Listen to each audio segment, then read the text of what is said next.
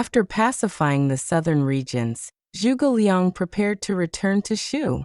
Meng Huo, together with the tribal leaders, knelt along the road to send him off, showing complete submission.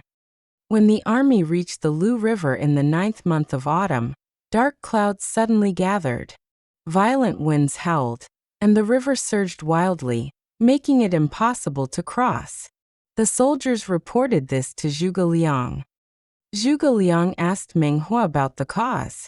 Meng Huo explained that the river had long been haunted by a water spirit, and those who wished to cross had to perform sacrifices.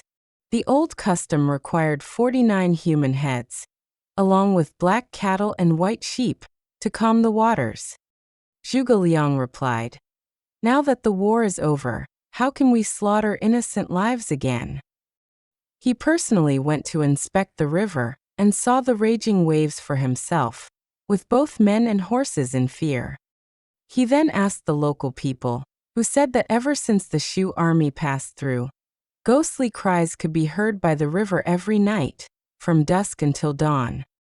Zhuge Liang understood that these were the restless spirits of fallen soldiers and slain civilians. He blamed himself, saying, "This is my fault." He decided to personally perform a ritual to appease them. Unwilling to sacrifice human lives, he ordered cooks to slaughter cattle and sheep, wrap the meat in dough, and shape them like human heads. These were called mantu. That night, he set up an altar by the river, lit 49 lamps, summoned the spirits, and offered mantu and other sacrifices. At midnight, Zhuge Liang dressed formally and personally conducted the ritual, ordering the memorial text to be read aloud. The message expressed that the fallen soldiers and civilians had once been loyal and righteous people, but had died because of war. He hoped their souls would follow the army back to their homeland and receive offerings from their families, rather than wandering as lonely spirits. He also promised to petition the court to take care of their families, so they could rest in peace. After the reading, Zhuge Liang broke down in tears, moving the entire army. Even Meng Huo and the others were deeply touched. Gradually, the oppressive atmosphere seemed to dissipate, as if countless spirits were carried away by the wind. Zhuge Liang then ordered the offerings to be cast into the river. The next day, the weather cleared, the winds calmed, and the army crossed the river safely. Returning to Yongchang, Zhuge Liang appointed officials to govern the south and instructed Meng Huo to care for the people and develop agriculture. Meng Huo bid farewell in tears. Zhuge Liang then led his army back to Chengdu, where Emperor Lu Shan personally went out to welcome him. Zhuge Liang blamed himself, saying he had caused worry by not pacifying the south sooner. Lu Shan helped him up and held a grand banquet to reward the troops. From then on, peace was restored, tribute came from all directions, and Zhuge Liang also petitioned to care for the families of fallen soldiers, stabilizing public sentiment. Meanwhile in Wei, Qiao Pai had ruled for 7 years and was growing increasingly ill. He had once taken Lady Zhen, originally the wife of Yuan Shi, as his consort after the fall of Yi. She gave birth to a son, Qiao Rui, who was exceptionally intelligent and talented from a young age. At first, Qiao Pai greatly favored him. Later, however, he took Lady Gua as his consort and eventually made her empress. She was beautiful, perceptive, and skilled at winning favor. Gradually, Qiao Pai neglected Lady Zhen. Driven by ambition, Empress Gua secretly conspired with a favored courtier, Zhang Tao. Taking advantage of Qiao Pai's illness, they planted a wooden doll in Lady Zhen's palace, inscribed with the emperor's birth details, fabricating evidence of witchcraft. They accused Lady Zhen of cursing the emperor. Already suspicious and unstable due to illness, Qiao Pai became enraged and ordered her execution without proper investigation. After her death, Empress Gua adopted Qiao Rui. As Qiao Rui grew older, He showed both skill and virtue.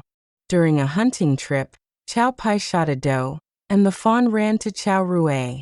When urged to shoot, Qiao Rui refused, saying he could not bear to kill an orphan creature. Deeply moved, Qiao Pai praised his compassion and later granted him the title Prince of Pingyuan.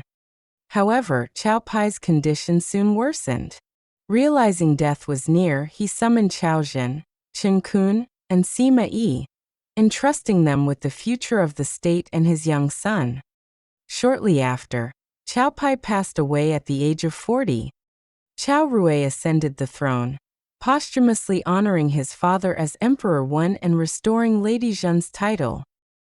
He rewarded many officials and granted general amnesty. Meanwhile, Sima Yi requested to oversee the Western Front and was appointed to command the Yong and Liang regions, an appointment that would later have great consequences. When news of Sima Yi's appointment reached Shu, Zhuge Liang became deeply concerned.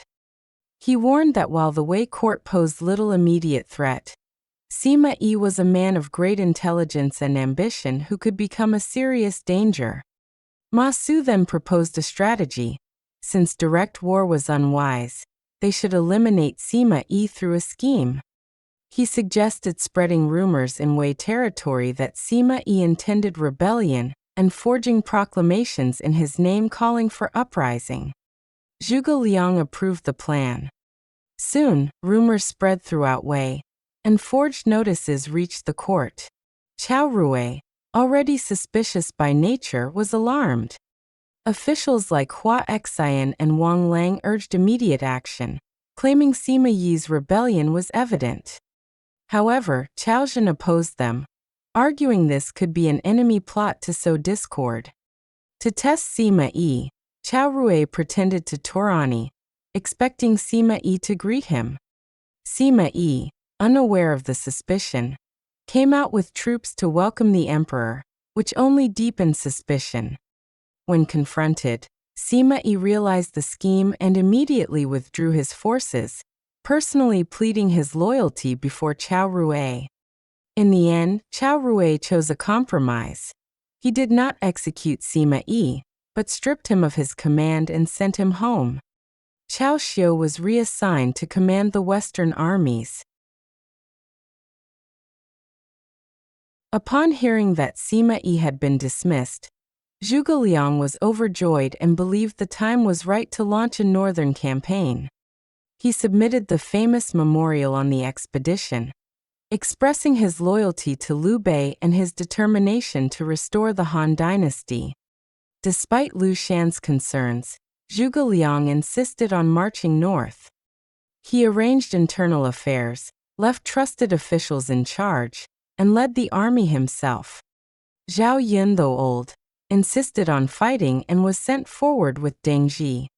The Shu army advanced toward Hanzhong. In Wei, Qiao Rui was shocked and sought someone to resist the invasion.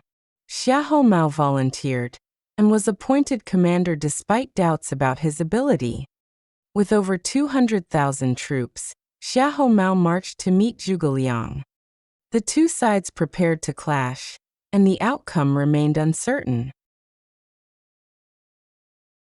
Summary. This chapter highlights three major turning points.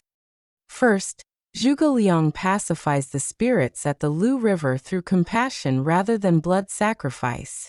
By replacing human offerings with mantu, he demonstrates benevolent governance and symbolizes the true stabilization of the southern region.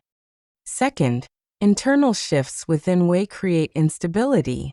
Qiao Pai's death, Qiao Rui's succession, and Sima Yi's temporary dismissal weaken the political structure and create uncertainty. Third, Zhuge Liang seizes this opportunity to launch the northern expedition and submits the famous Chu Shi Biao, showcasing his loyalty, sense of duty, and long-term vision. Overall, this chapter serves as a transition from the southern campaign to the northern campaign, shifting the stage of conflict to the Central Plains and escalating the broader Three Kingdoms struggle. Knowledge points detailed. 1. The origin of Mantu myth versus reality. The novel suggests that Mantu originated from Zhuge Liang's ritual, where doe heads replace human sacrifices. However, this is purely fictional. Historical records do not support this story, and Mantu likely developed independently as a type of steamed bread. 2. Sima Yi and the false accusation plot. The story of Zhuge Liang using rumors and forged proclamations to nearly eliminate Sima Yi is entirely fictional. In actual history, Sima Yi remained a key and trusted figure under Qiao Rui, continuously holding military power and playing a crucial role in Wei politics. 3. The Chu Shi Biao Memorial on the Expedition. This document is historically authentic and attributed to Zhuge Liang. However, the novel dramatizes its emotional tone and integrates it more tightly into the narrative timeline, enhancing its literary impact beyond the historical context.